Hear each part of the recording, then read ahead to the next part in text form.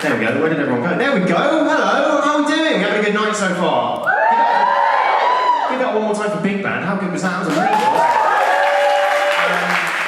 If you've ever seen the film Whiplash and you finished it and you thought, you know what that needed? More stand-up comedy. You're going to love this. You absolutely love it. Tonight we've had what? We've had musical theatre, a bit of Latin flair, we've had pole dancing.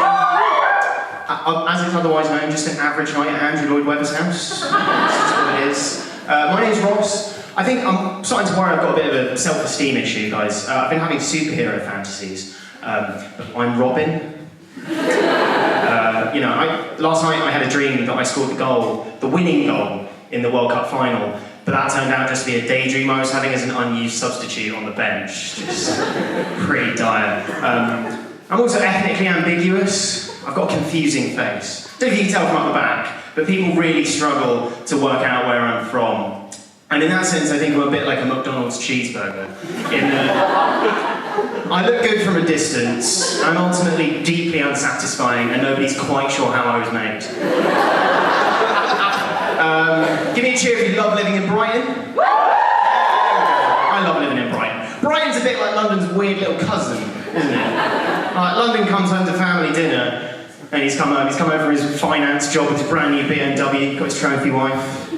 Brighton rocks up 5 hours late, having got Southern Rail. They're like, where were you, man? And he was like, sorry, I was juggling fire sticks on the level. Put some deep trance. Nobody asked me to, just thought I would. Why not? Why not? Love living in Brighton. We moved into a lovely house here. It's probably the best house I've ever lived in my life. But when we moved in, the letting agent said, it's unfurnished, but it comes with white goods only. Or white goods, I've never heard that term before, but amazing. A student house that comes with a spiralizer, bread maker, and 5 different ways to make coffee. Who needs a bed when you've got a year's subscription to the Guardian weekend supplement and the thing with privilege? Lovely stuff. Oh, that didn't go down so well. I said some white guilt in this part. There's definitely some white guilt over there. One thing the house didn't come with was an alarm clock, so I had to go and buy an alarm clock. And I'm trying to promote British business, not in like a Brexit way, just like a kind of sustainable kind of consumer way. And it's great for like local business, but it's bad for my sleeping pattern because my English alarm clock wakes me up by going and then you snooze it and it goes, really? Are you sure about that? I'm not entirely sure, yeah. When we moved in, me and my housemates, we celebrated by going out to dinner, and I asked a friend for a recommendation about where to eat, and he's one of those people when he talks about restaurants. If the restaurant's from a foreign country, he puts on the accent. So I was like, hey man, where are we going to eat? He was like, he sounds like this because he's got a bubble in his throat, which is where his inner twat lives. Ross, where you want to go is, there's an amazing French restaurant down there. It's called Le Chat Maison Blanc du Blanc et Noir. It's 3 doors down from an Italian place I like to call it La Trattoria della Madonnina. C'est alors. And it made me think, is there a pair of guys in Paris? And they're talking about race. Oh, Jean-Claude. Yes, Pierre, what is it? Oh, Jean-Claude, I went to London this Easter, and I went to a magnificent place. Oh, Pierre, tell me about it. Oh, la la.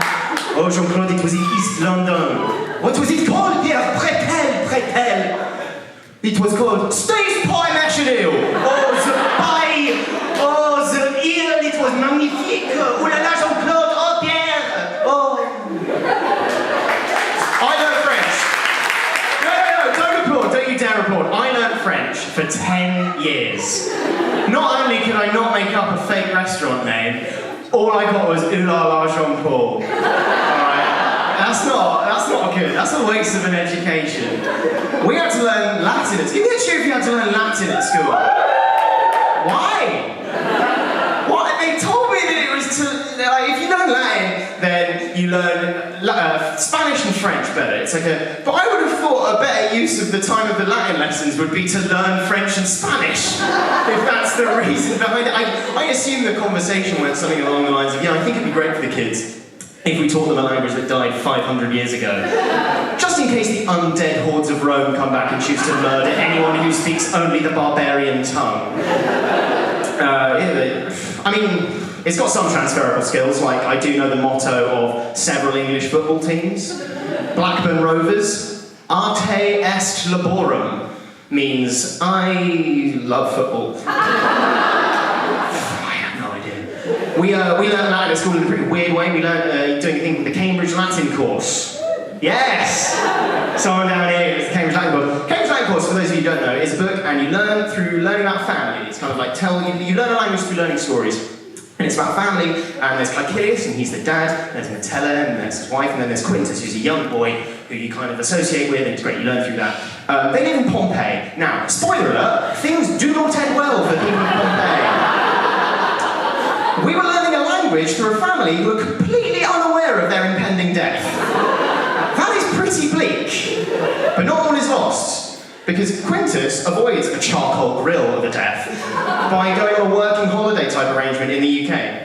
And the family, knowing that the Mount Vesuvius is about to blow, they send their slave. They do have a slave, but let's just gloss over that. It was historically accurate, this book.